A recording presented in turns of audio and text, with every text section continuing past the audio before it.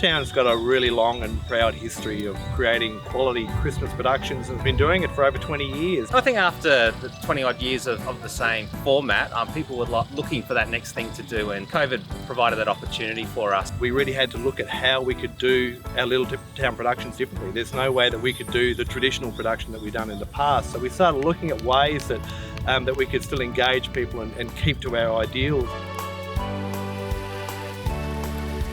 Really, it came about from an off-the-cuff remark from someone which led to a chance cup of coffee with one of the most acclaimed illumination projection companies in Australia, and the rest, as they say, is history. John came to see me from Little Town Productions, and he had this crazy, amazing big idea. So after I got over the shock of it, I thought, I think we could just about pull this off. I think John's onto something here. It's really a bit of a dream. It was like, could we actually do something like that here in Loxton?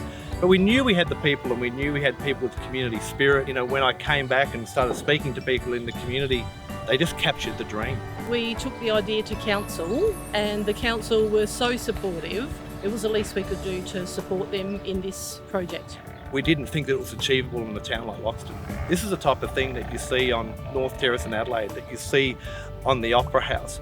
We knew we had this amazing building that we could project onto, but once we managed to overcome that, then we were on our way. We've always written dramas about an hour length. Here we've only got, we had like 7 to 10 minutes because of the costs involved. How do we get our message across in 7 to 10 minutes? Probably the shortest little town in history, and it still tells the same story, but we've incorporated a lot more stories about Loxton and the Riverland in general. Whenever we mentioned the magic number of what it's going to cost, everyone gasped and said, well, that can't possibly happen.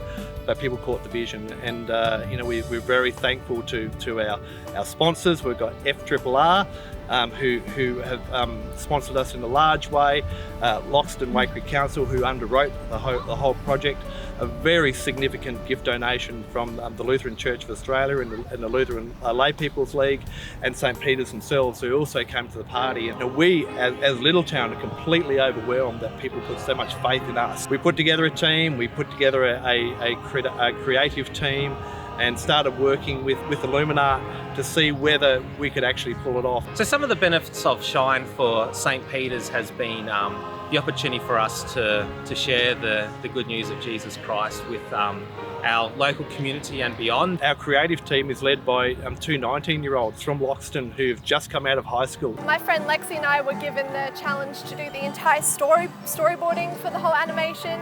What makes the animation so amazing is that it's pieces of Loxton, pieces of the community. Especially from my point of view as a local artist, this is just an amazing opportunity to share my talent. Started this project having an average amount of skill, and leaving it I feel a bit more comfortable with my skill set.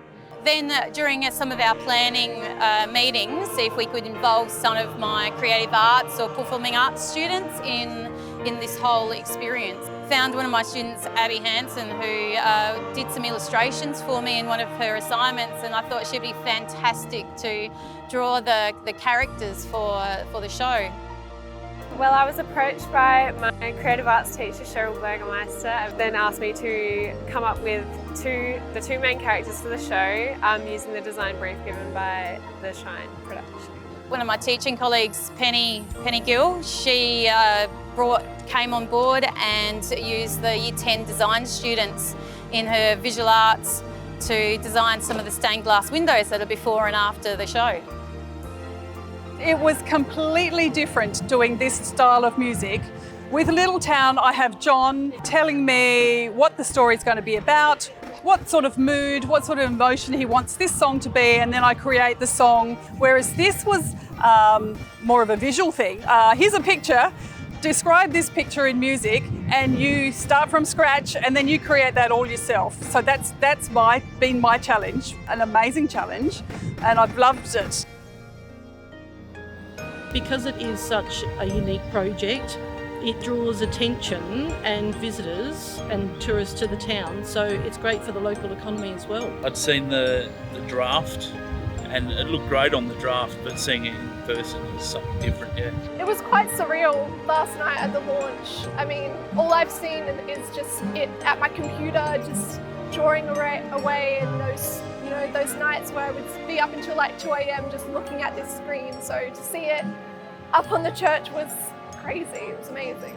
It's reflected in the crowd then when they're sitting here watching the show, and the oohs and the ahs when they can see how vivid it is. It was quite surreal and amazing. I didn't think that they would be that vibrant or lifelike, like how they move around and like blink. It's very amazing to watch. To see that end product was just like, oh wow, this is awesome, just to see what we actually were able to achieve on such a wonderful huge canvas that the front of the church building is. I think the thing that I'm most proud of we've come up with is a production that is truly ours. It reflects where we live, it reflects our people, it reflects our ideals, and it has allowed our local artists a way to express and develop their talents.